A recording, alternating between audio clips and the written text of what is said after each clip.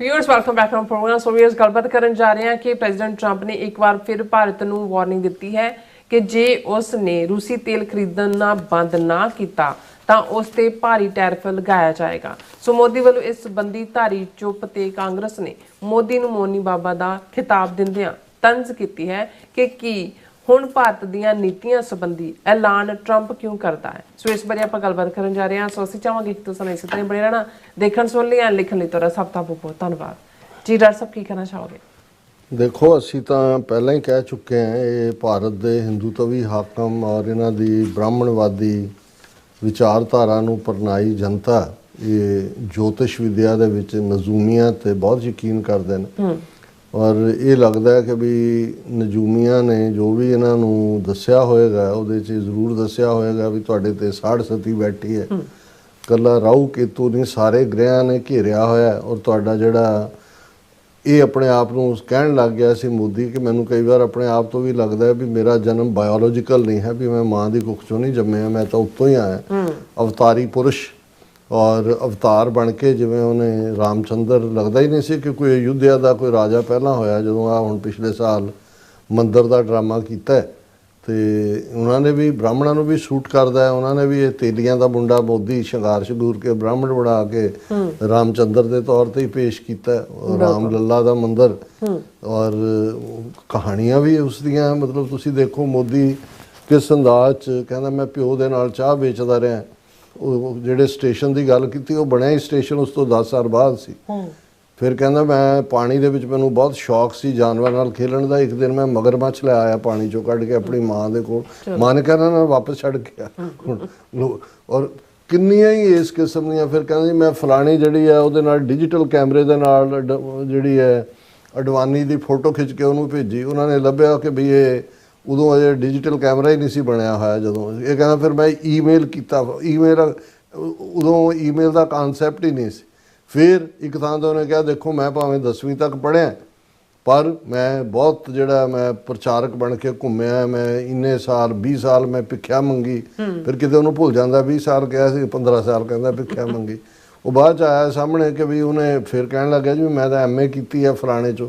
ਉਹਨਾਂ ਨੇ ਲੱਭਿਆ ਵੀ ਉਹ ਜਿਹੜੇ ਟਾਈਪ ਦੇ ਵਿੱਚੋਂ ਸਰਟੀਫਿਕੇਟ ਕੱਢਿਆ ਹੋਇਆ ਦਿਖਾਇਆ, ਉਦੋਂ ਉਸ ਕਿਸਮ ਦਾ ਕੰਪਿਊਟਰਾਈਜ਼ ਸਿਸਟਮ ਹੀ ਨਹੀਂ ਸੀ ਤੇ ਹੈ ਵੀ ਐਤਵਾਰ ਹੈ ਉਹ। ਔਰ ਜਿਹੜੇ ਸਬਜੈਕਟ 'ਚ MA ਕੀਤੇ ਉਸ ਯੂਨੀਵਰਸਿਟੀ 'ਚ ਹੈ ਹੀ ਨਹੀਂ ਸੀ।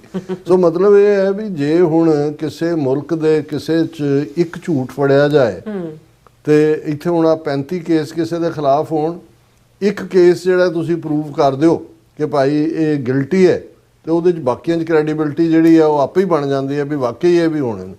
ਸੋ ਜਿਹੜਾ ਬੰਦਾ ਫਰਾਡ, ਝੂਠ, ਮਰਡਰਰ 2002 ਦੇ ਵਿੱਚ ਅਮਰੀਕਾ, ਕੈਨੇਡਾ, UK ਨੇ ਕਿਉਂ ਨਹੀਂ 12 ਸਾਲ ਵੜਨ ਦਿੱਤਾ ਉਹਨੂੰ, ਵੀਜ਼ਾ ਡਿਨਾਈ ਕੀਤਾ। ਇੱਕ ਮਰਡਰਰ, ਇੱਕ ਝੂਠਾ, ਇੱਕ ਅਲਪਬੁੱਧੀ, ਇੱਕ ਕਰੂਅਲ, ਇੱਕ ਬੁੱਚਰ, ਉਸ ਲੈਵਲ ਦੇ ਉੱਤੇ ਜਿਹੜਾ ਬੰਦਾ ਹੈ। ਔਰ ਠੀਕ ਹੈ ਮੇਅਰ ਕੈਂਡੀਡੇਟ ਮਮਦਾਨੀ ਨੇ ਵਾਰ ਕ੍ਰਿਮੀਨਲ ਹੈ, ਉਹਨੇ ਕਿਹਾ ਨਿਊਯਾਰਕ ਆਇਆ ਮੈਂ ਇਹਨੂੰ ਅੰਦਰ ਕਰਾਂਗਾ ਇਹਨੂੰ ਮੋਦੀ ਨੂੰ ਔਰ ਨੇਤਨਯਾਹੂ ਨੂੰ ਵੀ ਵਿੱਚ ਹੀ।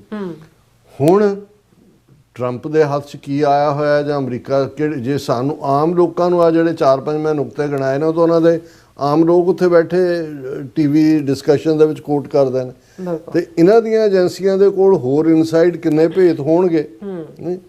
ਜੇ ਸੁਬਰਾਮਨੀਅਮ ਸਵਾਮੀ ਕਹਿੰਦਾ ਹੈ ਕਿ ਜੀ ਇਹ ਚੀਫ ਮਿਨਿਸਟਰ ਗੁਜਰਾਤ ਦਾ ਹੁੰਦਾ 11 ਵਾਰੀ ਚੀਨ ਗਿਆ, S ਜੈਸ਼ੰਕਰ ਐਂਬੈਸਡਰ ਸੀ ਇੰਡੀਆ ਦਾ, ਕਹਿੰਦਾ ਇਹ ਆਸ਼ ਆਦਮੀ ਹੈ ਮੋਦੀ, ਇਹ ਬਿਲਕੁਲ ਇਸ ਦਾ ਜਿਹੜਾ ਬਦ ਅਖਲਾਕ ਹੈ, ਇਹਦੇ ਰੰਗ ਰਲੀਆਂ ਦਾ ਪ੍ਰਬੰਧ S ਜੈਸ਼ੰਕਰ ਕਰਦਾ ਸੀ, ਇਸ ਲਈ ਉਹਨੂੰ ਫੋਰਨ ਮਿਨਿਸਟਰ ਵੀ ਲਾਇਆ ਤਾਂ ਉਹਨੂੰ ਛੱਡਿਆ, ਇਹਨੇ ਛੱਡਣਾ ਵੀ ਨਹੀਂ ਹੈ।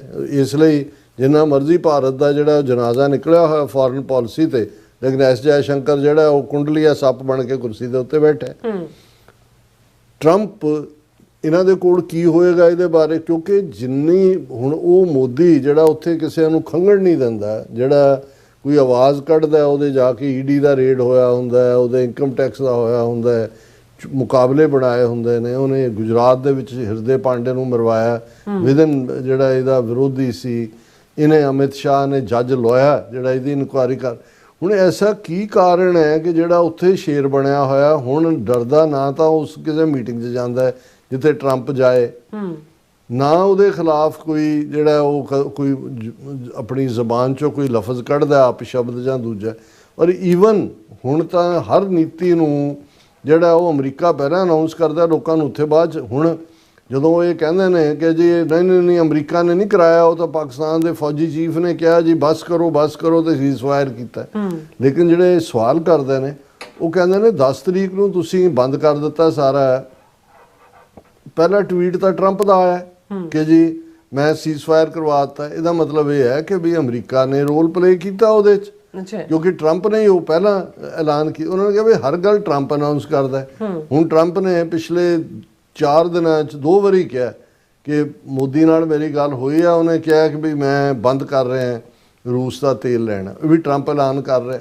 ਹੁਣ ਉਹ ਵੀ ਮੋਦੀ ਨੂੰ ਹਿੰਮਤ ਨਹੀਂ ਹੈ ਕਿਹਾ ਜੀ ਮੇਰੇ, ਉਹ ਫੋਰਨ ਮਿਨਿਸਟਰੀ ਨੇ ਕਿਹਾ ਨਹੀਂ ਅਸੀਂ ਬਹੁਤ ਸਾਰੀ ਦੇਖ ਰਹੇ ਹਾਂ ਅਭਿਭੋਗਤਾ ਔਰ ਉਸकी ਯੂਟਿਲਿਟੀ ਔਰ ਅਵੇਲੇਬਿਲਿਟੀ। ਤੇ ਜਿਵੇਂ ਜਿਹੜੇ ਜਦੋਂ ਤੁਸੀਂ ਕਿਸੇ ਪ੍ਰੋਫੈਸਰ ਨੂੰ ਸਵਾਲ ਕਲਾਸ 'ਚ ਪੁੱਛੋ ਜਿਹਨੂੰ ਜਵਾਬ ਨਹੀਂ ਨਾ ਆਉਂਦਾ ਸੀ ਚੱਜ ਨਾਲ, ਉਹ ਹੱਥ ਹੁੱਥ ਮਾਰਨ ਲੱਗ ਜਾਂਦਾ ਹੁੰਦਾ ਸੀ, ਬਹੁਤ ਗੱਲਾਂ। ਉਹ ਹਾਲ ਉਹਦੀ ਫੋਰਨ ਮਿਨਿਸਟਰੀ ਦੇ ਜਿਹੜਾ ਸਪੋਕਸਪਰਸਨ ਹੈ ਜਸਵਾਲ, ਉਹਦੇ ਸੀ।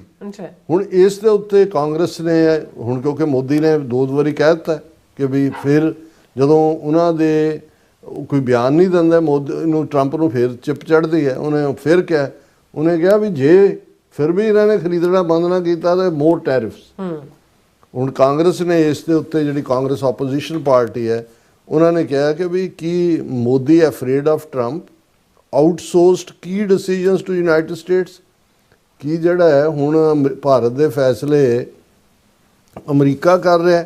ਫਿਰ ਉਹਨਾਂ ਨੇ ਕਿਹਾ ਕਿ ਵੀ ਜਿਹੜਾ PM Moni Baba says Congress in dig at Modi after President Trump repeats his claim about Russian oil imports। ਕਿ ਵੀ ਇਹ ਮੋਨੀ ਬਾਬਾ ਕਿਉਂ ਬਣਿਆ ਹੋਇਆ।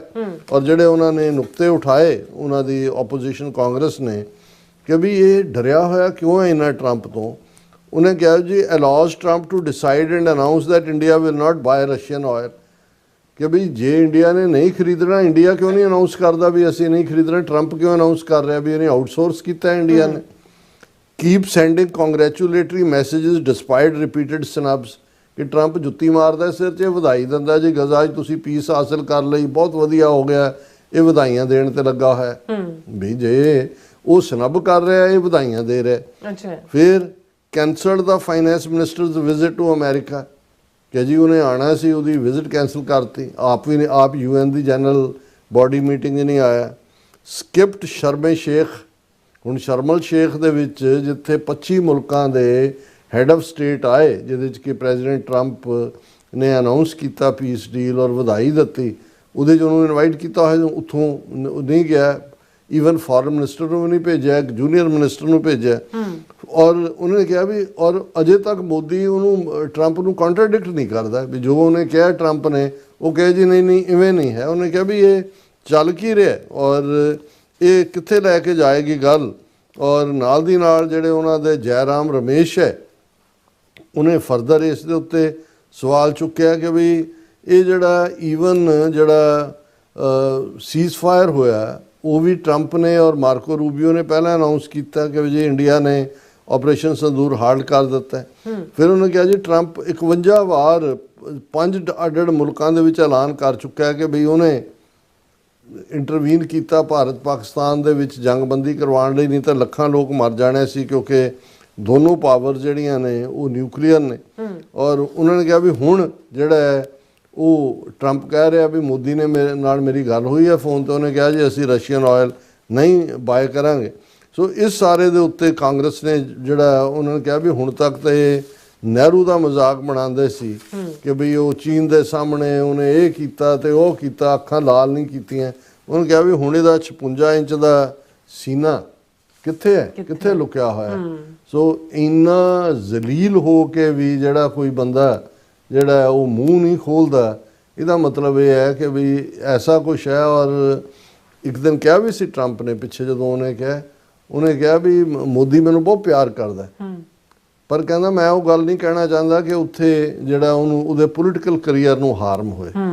ਹਾਂ, ਪਰ ਹੁਣ ਜੇ ਉਹੀ ਦੋਗਲੀ ਲਾਈਨ ਫੇਰ ਰੱਖੀ, ਦੇਖ ਰਹੇ ਨੇ ਕਿਉਂਕਿ ਪੁਤਿਨ ਨੇ ਦਸੰਬਰ ਦੇ ਮਹੀਨੇ 'ਚ ਜਾਣਾ ਹੈ ਇੰਡੀਆ।